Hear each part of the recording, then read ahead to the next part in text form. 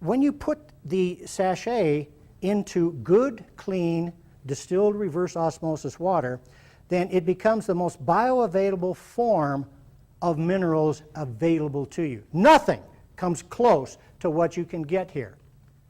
Now, the reason I like it is because when you drink these minerals, okay, like I do, I put it in here and then I drink this throughout the day, I get a constant infusion of those ionic minerals all throughout the day. It's absorbed through the salivary glands, all my ionic minerals are, and the top portion of the esophagus and the top portion of the stomach. It doesn't have to go through the digestive process. This is really important part because the other forms do. There are three things that are actually absorbed in those areas, salivary and top portion of the stomach: aspirin, alcohol, and ionic minerals. So this is why it doesn't have to go through the digestive system as the other forms do. So I find that it's 100% absorbable, and like I said, you can absorb it throughout the day instead of one big shot. But that's not applicable for everybody. Okay? One size underwear doesn't fit all. It's the same kind of thing with this product. And so we've created, of course, a capsule form. Now in the capsule form, look, most people are pill poppers. I prefer a capsule. It's just easy. You know? In fact, I'd rather, okay, if the doc tells me I got to take 2 of these capsules a day, 1 in the morning, 1 in the evening, doc, can't I just take them all at one time, get it over with? Well, because a lot of people are used to capsules, they don't have to think about it. It's convenient to carry. Okay? You don't have to worry about bathroom breaks because, you know, as you're drinking this throughout the day. You better have a restroom convenient because you are going to take in a lot of fluids. Okay? And it's, like I said, it's one shot and it's done. Maybe 2, morning and afternoon. Okay? Now, compared to the water sachet form, not all of these minerals are absorbed, as I just said about the water sachet form. You're going to lose about 10% of its viability as it passes through the intestinal tract, the digestive tract. That's okay. We're still talking about 90% absorbable as opposed to 100%.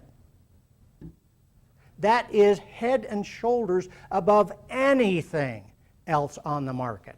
I don't care what they tell you goes on with it or how absorbable it is. It doesn't come close to 100% or 90%.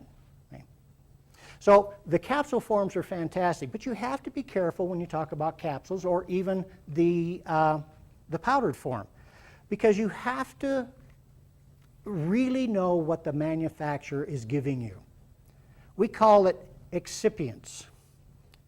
Now, excipients are you know them better as fillers. I gave you a little list of them here: calcium phosphate, calcium carbonate, magnesium stearate. I mean, even though they say calcium and magnesium on there, they're useless to you in the body. The body can't use them. But in pill form or capsule form or powder form, they're added for several reasons. One of them is to keep the powder from caking, for instance, so you don't just have a rock there in a capsule. But often it's just used to fill it up. There are various uses for it. But the point I'm making is that these excipients are not great for you. See, excipients are supposed to be inert and not have any problem with the body. But we find that that's not exactly true. Some of the things can actually occupy receptor sites where you have to absorb things in or through in the intestinal tract in order to get it into the bloodstream. Okay? And they occupy those sites, and so that absorption doesn't take place. Now, if you want to test to see whether you have the excipients in your water, it's pretty simple. Just take a capsule or one of the other things that you're getting it in and just put it in good water. Now, I know that this is not exactly easy to see. Let me get it turned around here. But bust it into clean water. Nothing goes to the bottom. It's all in the incipients, and it's going to sit there and float. Okay, you want stuff that doesn't float. And that's one of the reasons why in our particular products, we don't put excipients in there. You get the benefit of everything that is in that capsule. Okay? So give it a test. Give it a try. See what happens. All right, running along, I like the powder too. The powder, it is so interestingly available to use in other things besides just taking it as a spoonful, which was not the way that I would recommend that you would do this. The powder form, however, is extremely available to use in other ways. For instance, take the powder. If you don't want to take the capsule or drink the water all day, put it in your smoothie in the morning. You know, dump some of that in there with some of the other stuff, the fruits and vegetables. Hey, you have just skyrocketed the nutritional value of that smoothie. Well, other things you can do with it. Put it on your cereal or other foods. You know, there's no taste to it, but you still get all of the nutrient value from it. Okay? Bake it in your bread. You know, you go out there and you spend a lot of money for whole wheats, and a lot of people make their own bread, so that we're right up there and doing all of the homeopathic and the things that we should for eating our stuff. Okay? Even put it in your chocolate chip cookies. We'll finally have at least a partial nutritionally good cookie then.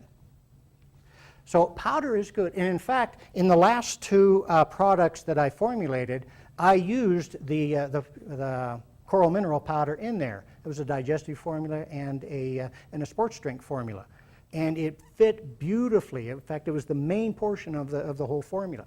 So these can be used in a lot of ways, the powder form. So we've got the powder form, we've got the capsule form, we've got the sachet form.